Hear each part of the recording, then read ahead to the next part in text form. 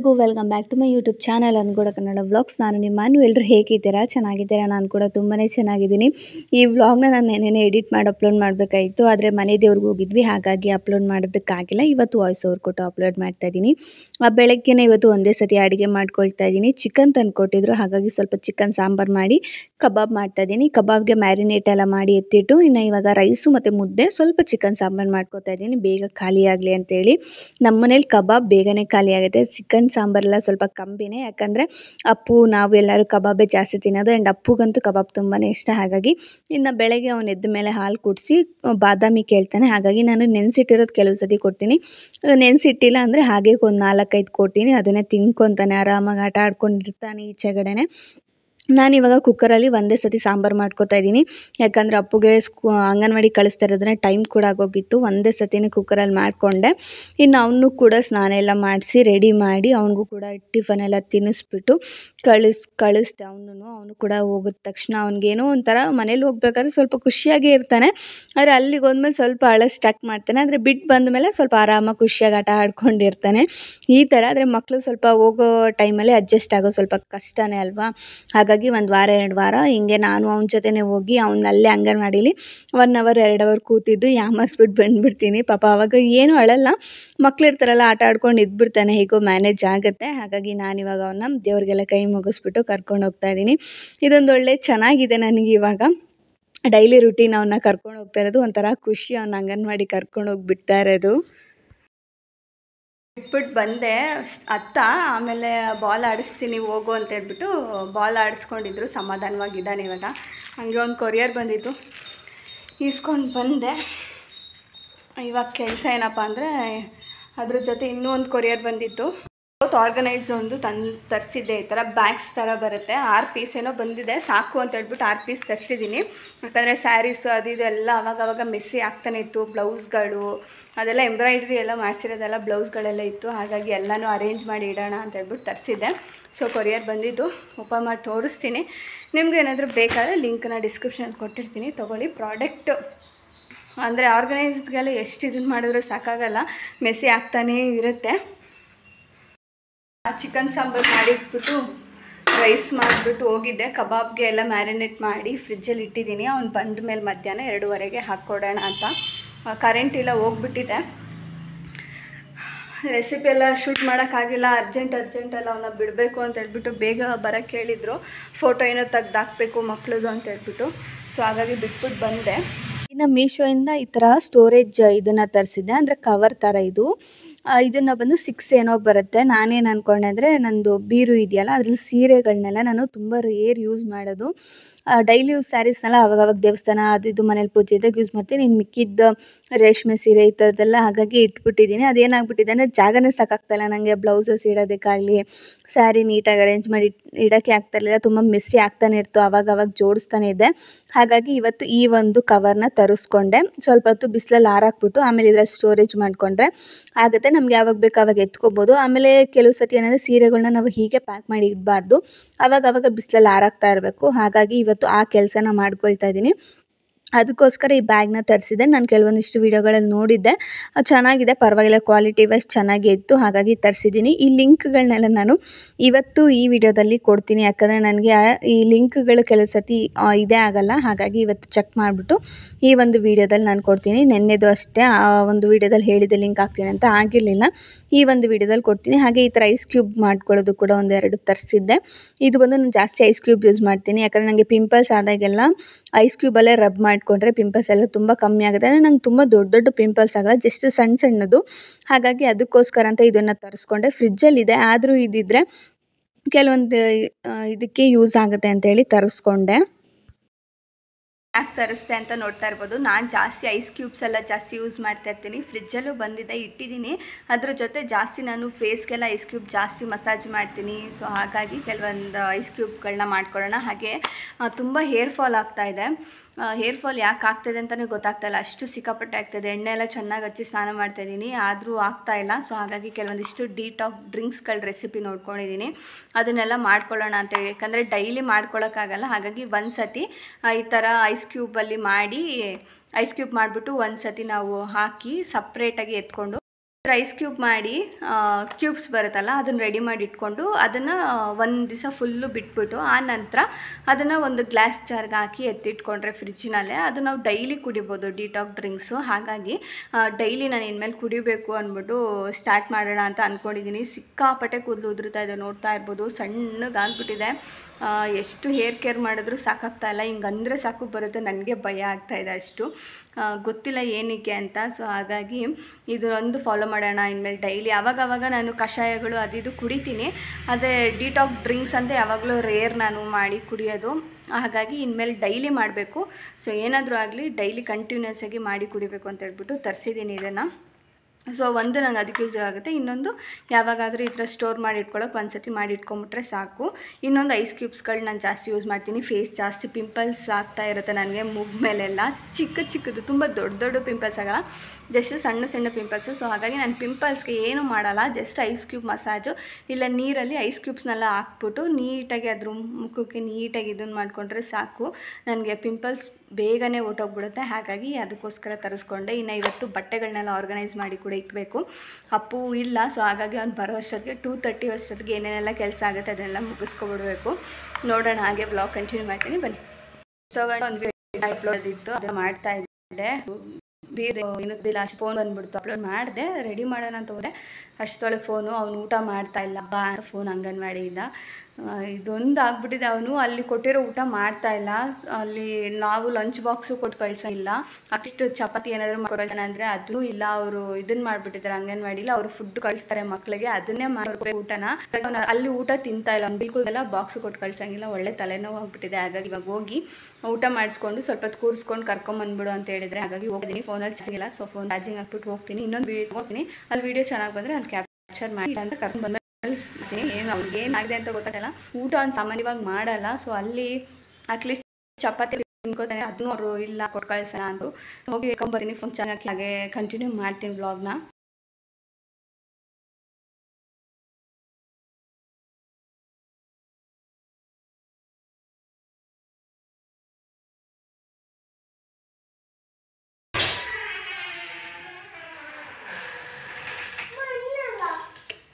ಅಣ್ಣ ಸ್ಕೂಲ್ಗೆ ಹೋಗೋನೆ, ಕರ್ಕೊಂಡು ಬಂದೆ.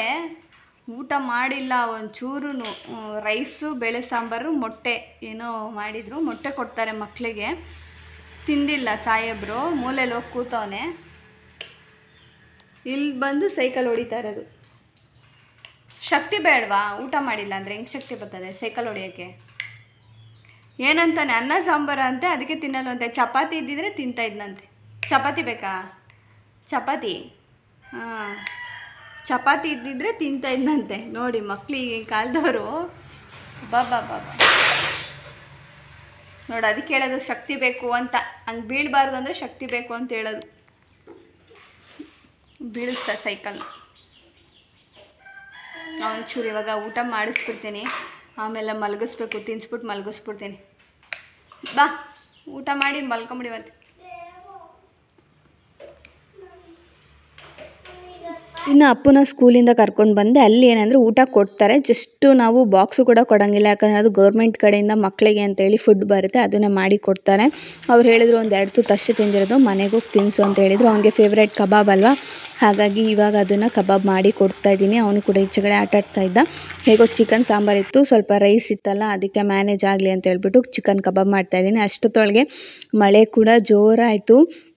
ಇದ್ದಕ್ಕಿದ್ದಂಗೆ ಇವಾಗಂತೂ ಹೇಳೋದಕ್ಕೆ ಆಗ್ತಾಯಿಲ್ಲ ಹೆಂಗಾಗುತ್ತೆ ಅಂತ. ಬಿಸಿಲೇ ಇಲ್ಲ ನಮ್ಮೂರ ಕಡೆ ಅಂತೂ, ಬರೀ ಮಳೆ ಬರೋ ಥರನೇ ಇರುತ್ತೆ. ಕೆಲಸಕ್ಕೆ ಗಾಳಿ ತುಂಬ ಜೋರು. ಇವತ್ತು ಸ್ವಲ್ಪ ಬಿಸಿಲಿದೆ, ಆದರೆ ನೆನ್ನೆ ಮೊನ್ನೆಲ್ಲ ಫುಲ್ಲು ಮಳೆನೇ. ಆ ವೆದರ್ಗೂ ಆ್ಯಂಡ್ ಬಿಸಿ ಬಿಸಿ ಕಬಾಬ್ಗೂ ಸಿಕ್ಕಾಪಟ್ಟೆ ಚೆನ್ನಾಗಿತ್ತು. ಅಪ್ಪು ಅಂತೂ ಓಡಾಡ್ಕೊಂಡು ಖಾಲಿ ಮಾಡಿಬಿಟ್ಟ. ನಮ್ಮ ಮನೇಲಿ ಬೇಗ ಖಾಲಿ ಆಗೋದೇ ಕಬಾಬು, ಹಾಗಾಗಿ ಚಿಕನಲ್ಲಿ ಅದೊಂದೇ ಬೇಗನೆ ನಾನು ಜಾಸ್ತಿ ಮಾಡೋದು. ಸ್ವಲ್ಪ ಚಿಕನ್ ಸಾಂಬಾರು ಉಳಿದು ಬಿಡುತ್ತೆ, ಹಾಗಾಗಿ ಮಾಡೋದಕ್ಕೆ ಹೋಗಲ್ಲ. ನನಗೂ ಕಬಾಬ್ ಜಾಸ್ತಿ ಇಷ್ಟ. ಆ್ಯಂಡ್ ಹೇಗೋ ಅವನಿಗೆ ಮಾಡಿಕೊಟ್ಟೆ, ಅವನು ಕೂಡ ಎಲ್ಲ ತಿಂದ್ಕೊಂಡು. ಇನ್ನು ಸ್ಕೂಲಿಂದ ಬಂದಿದ ತಕ್ಷಣ ಇದೊಂದು ಅಭ್ಯಾಸ ಆಗ್ಬಿಟ್ಟು ಅವನಿಗೆ ಮಧ್ಯಾಹ್ನ ಮಲಗಿಸ್ತಾ ಇದ್ದೆ. ಇವಾಗ ಅವ್ನಿಗೆ ಅದು ತಪ್ಪೋಗ್ತಾ ಇದೆ. 3 ಗಂಟೆಗೆ ಅವ್ನು ಅಂಗನವಾಡಿಯಿಂದ ಬರೋದು, ಹಾಗಾಗಿ ಅವನು ಇವಾಗ ಊಟ ಮಾಡಿದ ತಕ್ಷಣನೇ ಮಲ್ಕೊಳ್ಳೋದನ್ನ ರೂಢಿ ಮಾಡಿಬಿಟ್ಟಿದ್ದಾನೆ. ಇನ್ನು ಅಲ್ಲಿಂದ ಬಂದಿದ ತಕ್ಷಣ ಒಂದು 2 ಅವರ್ ಮಲ್ಕೋತಾನೆ. ಆಮೇಲೆ ಅವ್ರ ಅಣ್ಣ ಬಂದ ಮೇಲೆ ಅವನು ಎದ್ದು ಆಟ ಆಡೋಕ್ಕೆ ತಿರ್ಗಾ ಶುರು ಮಾಡಿಬಿಡ್ತಾನೆ. ಅದೊಂದು ಅಭ್ಯಾಸ ಅವನಿಗೆ ಕೂಡ ಶುರು ಆಗಿದೆ. ಹಾಗಾಗಿ ನಾನು ಅವ್ನು ಬರೋಕ್ಕಿಂತ ಮುಂಚೆನೇ ಬಟ್ಟೆಗಳನ್ನೆಲ್ಲ ಜೋಡಿಸಿ ಎತ್ತಿಟ್ಕೊಳ್ಳೋಣ ಅಂತ ಅಂದ್ಕೊಂಡು ಪ್ಲ್ಯಾನ್ ಮಾಡಿದೆ. ಆದರೆ ಅವನು ಆಗಲಿಲ್ಲ. ಅದಕ್ಕೋಸ್ಕರ ಅವನ್ನ ಮಲಗಿಸ್ಬಿಟ್ಟು ಇವಾಗ ನಾನು ನೋಡ್ತಾ ಇರ್ಬೋದು ನೀವು ಸೀರೆಗಳನ್ನೆಲ್ಲ ಹೇಗೆ ಹಂಗಂಗೆ ತುರುಕ್ಬಿಟ್ಟಿದೆ ಅಂದರೆ ಜಾಗನೇ ಸಾಕಾಗ್ತಾ ಇರಲಿಲ್ಲ. ಇವತ್ತು ಅದನ್ನು ತರಿಸಿದ್ದಕ್ಕೆ ನಿಜವಾಗ್ಲೂ ತುಂಬಾ ಹೆಲ್ಪ್ಫುಲ್ ಆಯಿತು. ಆ್ಯಂಡ್ ಬಜೆಟ್ ಫ್ರೆಂಡ್ಲಿ ಕೂಡ. ತುಂಬ ಜಾಸ್ತಿ ದುಡ್ಡು ಕೊಟ್ಟು ಇದು ಮಾಡೋಕ್ಕಾಗಲ್ಲ. ಯಾಕಂದರೆ ನಮ್ಮದೇನು ವಾರ್ಡ್ರೋಬ್ ಅಲ್ಲ, ಜಸ್ಟ್ ಒಂದು ಬೀರು ಅಲ್ವಾ. ಹಾಗಾಗಿ ಆ್ಯಂಡ್ ನನಗೆ ಸೀರೆ ಮಡಿಸ್ಬೇಕಾದ್ರೆಲ್ಲ ತುಂಬಾ ನೆನಪಾಗೋದಂದರೆ ಒಂದೊಂದು ಸೀರೆ ಒಂದೊಂದು ಕತೆ ಹೇಳುತ್ತೆ ಅಲ್ವಾ. ಇದೆಲ್ಲ ಬಂದು ನಾನು ಮದುವೆ ಆಗೋ ಟೈಮಲ್ಲಿ ಅಮ್ಮ ಕೊಡಿಸಿದ ಸೀರೆಗಳು. ಆವಾಗ ಸೀರೆ ಅಂತ ನನಗೆ ಏನು ಅಷ್ಟೊಂದಿಲ್ಲ, ಯಾಕಂದರೆ ತುಂಬ ಸಣ್ಣ ಇದ್ದೆ, ಉಟ್ಕೊಳ್ಳೋಕ್ಕೂ ಬರ್ತಾ ಇರಲಿಲ್ಲ. ತುಂಬ ದಪ್ಪ ದಪ್ಪ ಸೀರೆಗಳನ್ನೆಲ್ಲ ಅಮ್ಮ ಮದುವೆ ಟೈಮಲ್ಲೆಲ್ಲ ಕೊಡಿಸಿದ್ರು. ಅದಾದಮೇಲೆ ಇವಾಗ ಮದುವೆಲೆಲ್ಲ ಒಂದೊಂದು ತೊಗೊಂಡಿದ್ದೆ. ಆ್ಯಂಡ್ ಈ ಸೀರೆ ಆರೆಂಜ್ ರೆಡ್ ನೋಡ್ತಾ ಇದ್ರಲ್ಲ, ಅದು ಎಂಗೇಜ್ಮೆಂಟ್ ಸ್ಯಾರಿ. ಇದೆಲ್ಲ ಬಂದು ಅಮ್ಮ ಕೊಡಿಸಿರೋದೆ. ಆ್ಯಂಡ್ ಇದು ಬ್ಲೂ ಆ್ಯಂಡ್ ಚೆಕ್ಸ್ ಬಾಕ್ಸ್ ಇರೋದು ನನ್ನ ಒಂದು ಧಾರೆ ಸೀರೆ. ಇದನ್ನು ಅಷ್ಟೇ ಒಂದು 2 ಸತಿ ಉಟ್ಕೊಂಡಿದ್ದೀನಿ. ನಮ್ಮ ಕಡೆ ಯಾರೂ ಬಿಸಾಕಲ್ಲ ಧಾರೆ ಸೀರೆನೆಲ್ಲ. ಕೆಲವು ಕಡೆ ಎಲ್ಲ ಬೇರೆಯವರು ಕೊಟ್ಬಿಡ್ತಾರೆ, ಅದು ಯೂಸೇ ಮಾಡಲ್ಲ ಅಂತೆಲ್ಲ ಹೇಳ್ತಾರೆ. ಆದರೆ ನಾವು ಯೂಸ್ ಮಾಡ್ಬೋದು, ಅದರಲ್ಲಿ ಏನಿಲ್ಲ. ಆ್ಯಂಡ್ ರೀಸೆಂಟ್ ಫಂಕ್ಷನ್ಗಳಿಗೆಲ್ಲ ಸೀರೆ ಕೊಟ್ಟಿದ್ದು ಅದು ಪ್ರತಿಯೊಂದೂ ಎಲ್ಲ ಸ್ಟೋರ್ ಮಾಡಿ ಎತ್ತಿಟ್ಕೋತಾ ಇದ್ದೀನಿ. ಆ್ಯಂಡ್ ಸೀರೆಗಳಂದರೆ ತುಂಬ ಎಮೋಷ್ನಲ್ ಅಲ್ವಾ ಹೆಣ್ಮಕ್ಳಿಗೆ. ಕೆಲವೊಂದು ಸೀರೆ ಅದೇ ಹೇಳ್ತಾರಲ್ಲ, ಒಂದೊಂದು ಸೀರೆ ಒಂದೊಂದು ಕತೆ ಹೇಳುತ್ತೆ ಅಂತ ಹೇಳ್ತಾರಲ್ಲ, ಆ ಥರ. ಆ್ಯಂಡ್ ಈ ಒಂದು ಬ್ಲ್ಯಾಕ್ ಆ್ಯಂಡ್ ಪಿಂಕ್ ಕಲರ್ ಸೀರೆ ಅಕ್ಕ ನನಗೆ ಕೊಡಿಸಿದ್ದು. ನಾನು ಪ್ರೆಗ್ನೆಂಟ್ ಟೈಮಲ್ಲಿ ಇಷ್ಟಪಟ್ಟಿದ್ದೆ ಅಂತ ಹೇಳಿ ಕೊಡಿಸಿದ್ದು. ಆ್ಯಂಡ್ ಇವಾಗ ನಾನೊಂದು ಫ್ಯಾನ್ಸಿ ಸೀರೆ ಮಡ್ಚಿಕ್ತಾ ಇದ್ದೀನಲ್ಲ, ಇದು ಅಮ್ಮ ನಾನು ಪ್ರೆಗ್ನೆಂಟಲ್ಲಿದ್ದಾಗ ಸೀಮಂತ ಮಾಡೋಕ್ಕಾಗಿರಲಿಲ್ಲ. ಆವಾಗ ಮನೆಗೆ ಕರೆದು ಯಾವುದೋ ಒಂದು ಯಾವುದೋ ಅಂಗಡಿ ಚೆನ್ನಾಗಿರೋ ಸೀರೆ ಇಲ್ಲ ಅಂತೇಳಿ ಯಾವುದೋ ಒಂದು ಈ ಸೀರೆನ ತೊಗೊಂಬಂದಿದ್ರು. ಆವಾಗ ನಂಗೆ ಅದು ಇಷ್ಟನೇ ಆಗಿರಲಿಲ್ಲ. ಆದರೂ ಅಮ್ಮನದೊಂದು ನೆನಪಿಗೆ ಅದಿರಲಿ, ಆ ಟೈಮಲ್ಲಿ ನನಗೆ ಕೊಡಿಸಿದ್ರು ಅನ್ನೋದೊಂದು ನೆನಪಲ್ಲೇ ಇರಲಿ ಅಂತ ಹೇಳ್ಬಿಟ್ಟು ಅದನ್ನು ಎತ್ತಿಟ್ಟಿದ್ದೀನಿ. ಆ್ಯಂಡ್ ಇದೆಲ್ಲ ಬಂದು ಆಲ್ಮೋಸ್ಟ್ ಸೀರೆಗಳನ್ನೆಲ್ಲ ಅಲ್ಲಿ ಇಲ್ಲಿ ತೊಗೊಂಡಿದ್ದೆ. ಆ್ಯಂಡ್ ಇದು ಬಂದು ನನ್ನ ಪಿಂಕ್ ಆ್ಯಂಡ್ ಬ್ಲ್ಯಾಕ್ ಕಲರ್ ಸೀರೆ. ಫಸ್ಟ್ ಟೈಮ್ ನಾನು ಸೀರೆ ಅಂತ ಉಟ್ಕೊಂಡಿದ್ದು ಸೀರೆ, ಮೊದಲನೇ ಸೀರೆ ಅಂತಲೇ ಹೇಳ್ಬೋದು. ಅದನ್ನು ಇನ್ನೂ ಇಟ್ಕೊಂಡಿದ್ದೀನಿ, ಎತ್ತಿಟ್ಟಿದ್ದೀನಿ. ಆ್ಯಂಡ್ ನನಗೆ ಇವಾಗ ಏನಂತಂದ್ರೆ ತುಂಬ ಗ್ರ್ಯಾಂಡ್ ಸೀರೆಗಳೆಲ್ಲ ಇಷ್ಟ ಆಗ್ತಾಯಿಲ್ಲ ಯಾಕೋ. ಜಸ್ಟ್ ಸಿಂಪಲ್ ಆಗಿರೋದು, ಇವಾಗೆಲ್ಲ ಸೆಮಿ ಮೈಸೂರು ಕ್ರೇಪ್ ಸ್ಯಾರಿಗಳಂತೆಲ್ಲ ಬಂದಿದೆಯಲ್ಲ, ಆ ಥರ ಸೀರೆ ಎಲ್ಲ ಸಿಕ್ಕಾಪಟ್ಟೆ ಇಷ್ಟ ಆಗ್ತದೆ. ತೊಗೋಬೇಕು ಅಂದ್ಕೊತಾ ಇದ್ದೀನಿ. ಆದರೆ ನೋಡೋಣ, ಹಬ್ಬ ದಿನಗಳೆಲ್ಲ ಬರಲಿ, ಇನ್ನೇನು ವರಮಹಾಲಕ್ಷ್ಮಿ ಹಬ್ಬ ಎಲ್ಲ ಬರ್ತಾ ಇದೆಯಲ್ಲ, ಆವಾಗ ತೊಗೊಳ್ಳೋಣ ಅಂತ. ಹಾಗೆ ಈ ಒಂದು ಬ್ಲೂ ಕಲರ್ ಸ್ಯಾರಿನ ತುಂಬ ಜನ ಕೇಳಿದ್ರಿ ನಾನು ಶಾಪ್ ಪೂಜೆ ಮಾಡಿದಾಗ. ಆ್ಯಂಡ್ ಇದು ನಾನು ತೊಗೊಂಡಿದ್ದು ಬಂದು ಇಲ್ಲೇ ಮಂಗಳ ಟೆಕ್ಸ್ಟೈಲ್ಸ್ ಅಂತ ಇದೆ, ನಿಮಗೆ ಚಿಕ್ಕಪೇಟೆಯಲ್ಲಿ ಈ ಒಂದು ಶಾಪ್ ಸಿಗುತ್ತೆ. ಅಲ್ಲಿ ನಾನು ಇದೊಂದು ಇರಲಿ ಅಂತ ಹೇಳ್ಬಿಟ್ಟು ತೊಗೊಂಬಂದಿದ್ದೆ. ಇದ್ರ ಜೊತೆ ಒಂದು ಬ್ಲೌಸ್ ಪೀಸ್ ಕೂಡ ತೊಗೊಂಡು ಬಂದಿದ್ದೆ. ತುಂಬಾ ಚೆನ್ನಾಗಿದೆ. ಆದರೆ ಏನಂದರೆ ಸ್ವಲ್ಪ ಕಲರ್ ಹೋಗುತ್ತೆ. ನೀವು ಆನ್ಲೈನೆಲ್ಲ ತರಿಸ್ತೀನಿ ಅಂದರೆ ನೋಡ್ಬಿಟ್ಟು ತರಿಸಿ. ಕೆಲವು ಸತಿ ತುಂಬ ಕಲರ್ಗಳು ಹೋಗೋ ಚಾನ್ಸಸ್ ಇರುತ್ತೆ. ಹಾಗಾಗಿ ಆ್ಯಂಡ್ ಇದು ಸ್ವಲ್ಪ ಕಲರ್ ಹೋಯ್ತು, ಏನೂ ಮಾಡೋಕ್ಕಾಗಲ್ಲ. ನಿಮ್ಗೊಂದು 1000-1200 ಒಳಗೆ ಈ ಥರ ಸ್ಯಾರಿ ಸಿಗುತ್ತೆ. ಅದು ಬಿಟ್ಟರೆ ಇವಾಗ ನಾನು ತೋರಿಸ್ತಾ ಇದ್ದೀನಲ್ಲ, ಇದು ಬಂದು ನಾನು ರಿಸೆಪ್ಷನ್ ಸೀರೆ ಅಂತಲೇ ಹೇಳ್ಬೋದು. ಇದರಲ್ಲಿ ಬಂದು ಗೋಲ್ಡ್ ಅಂದರೆ ರೇಷ್ಮೆ ಸೀರೆಯಲ್ಲಿ ಗೋಲ್ಡ್ ಮಿಕ್ಸ್ ಆಗಿದೆ ಇದು. ಆವಾಗ ಲಾಕ್ಡೌನ್ ಇದ್ದಾಗ ನಮ್ಮ ಮದುವೆಯಲ್ಲಿ ಇದನ್ನು ತೊಗೊಂಡಿದ್ದು. ನನಗೆ ಆವಾಗ ಇಷ್ಟ ಆಗಿತ್ತು. ಆಮೇಲೆ ನಾನು ಮದುವೆಗೆ ವೇರ್ ಮಾಡಿದಾಗ ನಂಗೆ ಒಂಥರ ಇಷ್ಟನೇ ಆಗಿರಲಿಲ್ಲ ಈ ಸೀರೆ. ಆ್ಯಂಡ್ ರೀಸೆಂಟಾಗಿ ನಾನು 1-2 ಸತಿ ಅಷ್ಟೇ ಉಟ್ಟಿರೋದು. ಅಪ್ಪು ಬರ್ಡೇ ದಿವಸ ಒಂದು ಸತಿ ಉಟ್ಕೊಂಡಿದ್ದೀನಿ. ಅದು ಬಿಟ್ಟರೆ ಇನ್ಯಾವುದಕ್ಕೂ ಉಟ್ಕೊಂಡಿಲ್ಲ. ಆ್ಯಂಡ್ ಇವಾಗ ರೀಸೆಂಟಾಗಿ ನಾನು ಒಂದು ಮೇಕ್ ಓವರ್ ಮಾಡಿದೆ ಗೊತ್ತಾ ನಿಮಗೆ. ಆವಾಗ ನಾನು ಮಾಡೆಲ್ಗೆ ನನ್ನ ಸೀರೆ, ರಿಸೆಪ್ಷನ್ ಸೀರೆ ನಾನು ಉಡಿಸಿದ್ದು ಸಿಕ್ಕಾಪಟ್ಟೆ ಚೆಂದ ಕಾಣಿಸ್ತಾ ಇತ್ತು. ಬ್ಲೌಸ್ ಎಲ್ಲ ಕರೆಕ್ಟಾಗಿ ಆಗಿತ್ತು ಅಂತಲೇ ಹೇಳ್ಬೋದು. ಆವಾಗಿಂದ ಯಾಕೋ ಈ ಸೀರೆ ನನಗೆ ಇಷ್ಟ ಆಗೋಕ್ಕೆ ಶುರು ಆಯಿತು. ಆ್ಯಂಡ್ ಇವಾಗಲೂ ಯಾವುದಾದ್ರೂ ಫಂಕ್ಷನ್ಸ್ ಏನಾದರೂ ಇದ್ದಾಗ ಪ್ಲೇಟ್ಸ್ ಮಾಡಿ ನೀಟಾಗಿ ಉಟ್ಕೊಂಡು ಹೋಗೋಣ ಅಂತ ಹೇಳ್ಬಿಟ್ಟು ಹಾಗೆ ಇಟ್ಕೊಂಡಿದ್ದೀನಿ. ನಾನು ಈ ರೇಷ್ಮೆ ಸೀರೆನ ಹೇಗೆ ಇಟ್ಕೊಂಡಿದ್ದೀನಿ ಅಂದರೆ, ಇದು ಬಂದು ನಾವು ತೊಗೊಂಡಾಗ ಅವ್ರು ಹೇಳಿದರು, ಈ ಬಾಕ್ಸ್ನಲ್ಲಿ ಈ ಥರ ಒಂದು ಕಾಟನ್ ಬಟ್ಟೆನ ನೀಟಾಗಿ ಹಾಸಿಬಿಟ್ಟು ಅದ್ರ ಒಳಗೆ ರೇಷ್ಮೆ ಸೀರೆನ ನಾವು ಇಡಬೇಕಂತೆ. ಅದು ತುಂಬಾ ಬಾಳಿಕೆ ಬರುತ್ತೆ, ತುಂಬ ವರ್ಷಗಳ ಕಾಲ ಬಾಳಿಕೆ ಬರುತ್ತಂತೆ. ಹಾಗಾಗಿ ಕಾಟನ್ ಬಟ್ಟೆನಲ್ಲಿ ಈ ಥರ ಸುತ್ತಬಿಟ್ಟು ಅವ್ರು ಕೊಟ್ಟಿರೋ ಬಾಕ್ಸ್ನಲ್ಲೇ ನಾನು ಎತ್ತಿಟ್ಟಿದ್ದೀನಿ. ಅದು ತುಂಬ ಚೆನ್ನಾಗಿದೆ. ಆವಾಗಲೇ ಇದೊಂದು 15,000-20,000 ಇರಬೇಕು ಸೀರೆ ನಾನು ತೊಗೊಂಡಾಗ. ತುಂಬ ಚೆನ್ನಾಗಿದೆ. ಇವಾಗ ಆ ಸೀರೆ ಇಷ್ಟ ಆಗ್ತದೆ ಅಂತಲೇ ಹೇಳ್ಬೋದು. ತುಂಬ ಜನ ಕೇಳಿದರೆ ಆ ಸೀರೆ ಎಲ್ಲಿ ತೊಗೊಂಡಿದ್ದು ಅಂತ ಹೇಳಿ. ಆವಾಗ ಲಾಕ್ಡೌನಲ್ಲಿ ಕೈ ಮಗ್ಗ ಅಂತ ಬರುತ್ತೆ, ನಿಮಗೆ ಗೊತ್ತಿರುತ್ತೆ, ಅಲ್ಲಿ ತೊಗೊಂಡಿದ್ದಂಥ ಸೀರೆ. ಆ್ಯಂಡ್ ಇವಾಗೆಲ್ಲ ಈ ಕಲರ್ನಲ್ಲೇ ಯಾರು ಜಾಸ್ತಿ ತೊಗೊಳಕ್ಕೆ ಹೋಗ್ತಾರೆ, ಎಲ್ಲ ಲೈಟ್ ಕಲರ್ಸ್ ಸ್ಯಾರಿಗಳನ್ನ ಚೂಸ್ ಮಾಡ್ತಾರೆ ರಿಸೆಪ್ಷನ್ಗೆಲ್ಲ. ಕೆಲವರೆಲ್ಲ ಸ್ವಲ್ಪ ಡಾರ್ಕ್ ಕಲರ್ಸ್ ಹಿಂಗೆ ಚೂಸ್ ಮಾಡ್ತಾರೆ. ಈ ಕಲರ್ ಬಂದು ಆವಾಗ ಟ್ರೆಂಡಿಂಗಲ್ಲಿತ್ತು. ಬ್ರೌನ್, ರೆಡ್ ಇದೆಲ್ಲ ತುಂಬ ಆವಾಗ ಟ್ರೆಂಡಿಂಗಲ್ಲಿತ್ತು ಅಂತಲೇ ಹೇಳ್ಬೋದು. ಇನ್ನೊಂದು ಸ್ಯಾರಿನೆಲ್ಲ ಮಡ್ಚಿಟ್ಕೊಂಡ್ಮೇಲೆ ಇನ್ನೊಂದು ಬ್ಯಾಗ್ಗೆ ನಾನು ಬ್ಲೌಸ್ಗಳು, ಸಿಂಪಲ್ ಬ್ಲೌಸ್ಗಳು, ಆಮೇಲೆ ಎಂಬ್ರಾಯ್ಡ್ರಿ ಜಾಸ್ತಿ ಮಾಡಿಸಿದ್ದೆ ಆವಾಗ. ಅಮ್ಮ ಕೊಡಿಸಿರೋದಕ್ಕೆಲ್ಲ ಜಾಸ್ತಿ ಎಂಬ್ರಾಯ್ಡ್ರಿ ಡಿಸೈನ್ಸೇ ಮಾಡಿಸಿದೆ. ಅದನ್ನೆಲ್ಲ ಇವಾಗೆಲ್ಲ ಬ್ಲೌಸ್ ಆಗೋದೇ ಇಲ್ಲ, ಅದನ್ನೆಲ್ಲ ಸ್ಟಿಚ್ ಬಿಚ್ಚಿ ಹಾಕ್ಕೋಬೇಕು. ಹಾಗಾಗಿ ಹಾಗೆ ಎಲ್ಲನೂ ಒಂದೇ ಇದರಲ್ಲಿ ಎತ್ತಿಟ್ಕೋತಾ ಇದ್ದೀನಿ. ನನಗೆ ಸೀರೆ ಜೊತೆಗೆ ಇಡೋ ಅಭ್ಯಾಸ ಇಲ್ಲ, ಯಾಕಂದರೆ ಸೀರೆಗಳು ಹಾಳಾಗಿಬಿಡುತ್ತೆ, ಅದರಲ್ಲಿರೋ ಬೀಡ್ಸ್ಗಳು ಕೆಲವೊಂದಿಷ್ಟೆಲ್ಲ ಹಾಳಾಗಿಬಿಡುತ್ತೆ. ಹಾಗಾಗಿ ಸಪ್ರೇಟಾಗಿ ಬ್ಲೌಸ್ಗಳನ್ನ ಇಡ್ತೀನಿ. ಕೆಲವ್ರು ಬಂದು ಸೀರೆಯಲ್ಲೇ ಇಡ್ತಾರೆ, ಅಂದರೆ ಬೇಗ ಸಿಗಲಿ ಅಂತ ಹೇಳಿ. ನಾನು ಎಲ್ಲೂ ರೇರ್ ಅಲ್ವಾ ಸೀರೆಗಳನ್ನ ಉಟ್ಕೊಳ್ಳೋದು, ಹಾಗಾಗಿ ಆರಾಮಾಗಿ ನಂಗೆ ಬೇಕಾದಾಗ ಒಂದು ದಿವಸ ಮುಂಚೆನೇ ತೆಗೆದಿಟ್ಕೊಂಡ್ರೆ ಆಗುತ್ತೆ ಅಂತ ಹೇಳ್ಬಿಟ್ಟು ಈ ಥರ ಎಲ್ಲ ಜೋಡಿಸ್ಕೊಂಡೆ. ನನಗಂತೂ ತುಂಬಾ ಯೂಸ್ಫುಲ್ ಆಯಿತು ಅಂತಲೇ ಹೇಳ್ಬೋದು. ಕರೆಕ್ಟಾಗಿ ಒಂದು ರೋ ಕಂಪ್ಲೀಟಾಗಿ ನಾನು ಎಷ್ಟು ತರಿಸಿದೋ ಅಷ್ಟಾಯಿತು. ಇನ್ನೆರಡು ಬಂದು ನಾನು ಮಾಮೂಲಿ ಡೈಲಿ ಯೂಸಸ್ ಏನೇನು ಪೆಟ್ಟಿಕೋಟು ಈ ಥರದ್ದನ್ನೆಲ್ಲ ಲಂಗಗಳು, ಆಮೇಲೆ ಶೇಪ್ ವೇರ್ಸು ಅದನ್ನೆಲ್ಲ ಇಟ್ಕೊಂಡಿದ್ದೀನಿ. ಇನ್ನು 4 ಸೀರೆಗಳು, ಸಿಂಪಲ್ ಸೀರೆ ಆ್ಯಂಡ್ ಬ್ಲೌಸ್ ಏನಿಟ್ಟೆ ಅಲ್ವಾ ಅದನ್ನು ಮೇಲ್ಗಡೆ ಕಂಪ್ಲೀಟಾಗಿಟ್ಟೆ. ಆ್ಯಂಡ್ ತುಂಬಾ ಯೂಸ್ಫುಲ್ ಆಯಿತು. ನಿಮಗೂ ಏನಾದರೂ ಬೇಕು ಅಂತಂದರೆ ಲಿಂಕ್ನ ನಾನು ಈ ವಿಡಿಯೋದಲ್ಲಿ ಖಂಡಿತವಾಗ್ಲೂ ಕೊಟ್ಟಿರ್ತೀನಿ, ನೀವು ಬೇಕಾದ್ರೆ ತೊಗೊಳ್ಳಿ. ಇಲ್ಲಾಂದರೆ ಆ ಲಿಂಕು ಏನಂದರೆ ಕೆಲವು ಸತಿ ಔಟ್ ಆಫ್ ಸ್ಟಾಕ್ ಆದಾಗ ಲಿಂಕ್ ಬರೋದೇ ಇಲ್ಲ ನಮಗೆ, ಹಾಗಾಗಿ ನಾನು ಕೊಟ್ಟಿರಲ್ಲ ಅಷ್ಟೇ, ಇಲ್ಲಾಂದರೆ ಕೊಟ್ಟಿರ್ತೀನಿ. ಆ್ಯಂಡ್ ನಿಮಗೆ ತೋರಿಸ್ತೀನಿ ನಾನು ಯಾವ ಥರ ಕಾಣಿಸ್ತಾ ಇದೆ ಅದು ಅಂತ ಹೇಳ್ಬಿಟ್ಟು. ಫುಲ್ ಈ ಥರ ಬೀರು ನೀವೇನಾದರೂ ಇಟ್ಕೊಂಡಿದ್ದೀರಾ ಅಂದರೆ ಇದೊಂದು ಬೆಸ್ಟ್ ಆಪ್ಷನು. ಅವಾಗಂತೂ ನನಗೆ ಜಾಗನೇ ಸಾಕಾಗ್ತಾ ಇರಲಿಲ್ಲ, ಇವಾಗ 4 ಇಟ್ಟಿರೋದ್ರಿಂದ ಆರಾಮಾಗಿ ಆಗುತ್ತೆ. ಇನ್ನು ಸಂಜೆ ಅಪ್ಪು ಕೂಡ ಮಲಗಿ ಎದ್ದ ಮೇಲೆ ಅವನಿಗೆ ಸ್ವಲ್ಪ ಹೊತ್ತು ಸೈಕಲ್ ತುಳಿಸ್ತಾ ಇದ್ದೀನಿ.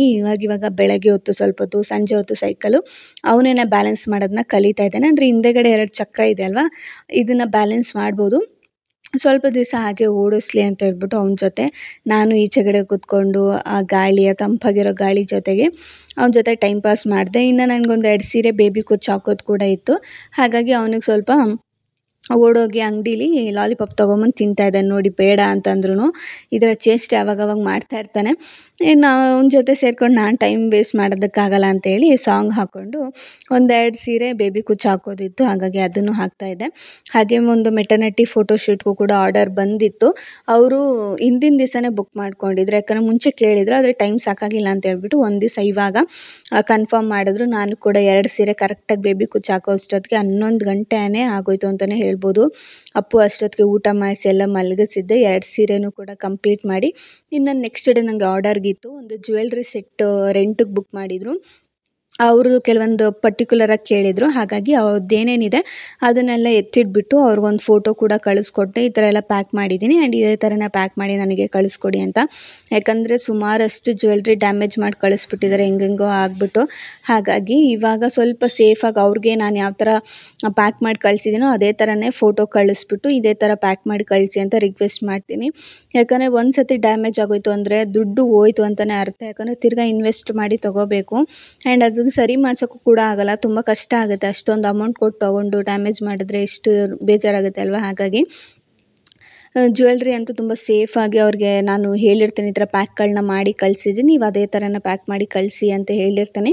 ಸೊ ಇವಾಗ ಕೂಡ ಒಬ್ಬರು ಜ್ಯುವೆಲ್ರಿ ಬುಕ್ ಮಾಡಿದ್ರು, ಅದನ್ನು ಪ್ಯಾಕ್ ಮಾಡ್ಕೊಂಡು ಇನ್ನು ನೆಕ್ಸ್ಟ್ ಡೇ ನನಗೆ ಮೆಟರ್ನಿಟಿ ಫೋಟೋಶೂಟ್ ಇತ್ತಲ್ಲ, ಅವರು ರಿಕ್ವೈರ್ಮೆಂಟ್ಸ್ ಏನೇನಿತ್ತು ಅವರೇನು ಜ್ಯುವೆಲ್ರಿ ಬುಕ್ ಮಾಡಿರಲಿಲ್ಲ, ಜಸ್ಟು ಹೇರ್ ಸ್ಟೈಲ್ಗೆ ಮತ್ತು ಮೇಕಪ್ ಮಾತ್ರ ಹೇಳಿದರು. ಹಾಗಾಗಿ ಅದಕ್ಕೆ ಏನೇನೆಲ್ಲ ಬೇಕು ಹೇರ್ ಸ್ಟೈಲ್ಗೆ ಮತ್ತು ಮೇಕಪ್ದು ಪ್ರತಿಯೊಂದೂ ಪ್ರಾಡಕ್ಟ್ಸ್ ಆಗಿರ್ಬೋದು ಎಲ್ಲನೂ ನೋಡಿಕೊಂಡು ಎತ್ತಿಟ್ಕೊಂಡು ಎಲ್ಲ ಬ್ರಷಸ್ನೆಲ್ಲ ಕ್ಲೀನ್ ಮಾಡಿ ಪ್ರತಿ ಸತಿನೂ ಅಷ್ಟೇ ನನಗೊಂದು ಆರ್ಡ್ರ್ ಸಿಕ್ತು ಅಂದರೆ ನಾನು ಎಷ್ಟು ಇದ್ರಾಗಿ ಜೋಪಾನವಾಗಿ ಏನೇನೆಲ್ಲ ಬೇಕು ಪ್ರತಿಯೊಂದನ್ನು 2-3 ಸತಿ ಇದನ್ನು ಮಾಡಿರ್ತೀನಿ. ಯಾಕಂದರೆ ಹೋದಾಗ ನಮಗೆ ಅಲ್ಲಿ ಏನಿಲ್ಲ ಅಂತ ಅನ್ನಿಸ್ಬಾರ್ದು. ನನಗೆ ಪ್ರತಿಯೊಂದೂ ನಾವು ತೊಗೊಂಡು ಬರ್ತೀವಿ ಅಂತಲೇ ಹೇಳಿರ್ತೀವಲ್ಲ ಅವ್ರಿಗೆ, ನಾವು ತೊಗೊಂಡು ಬರ್ತೀವಿ ನೀವು ಟೆನ್ಷನ್ ಮಾಡ್ಕೋಬೇಡಿ ಅಂತ ಹೇಳಿರ್ತೀವಿ.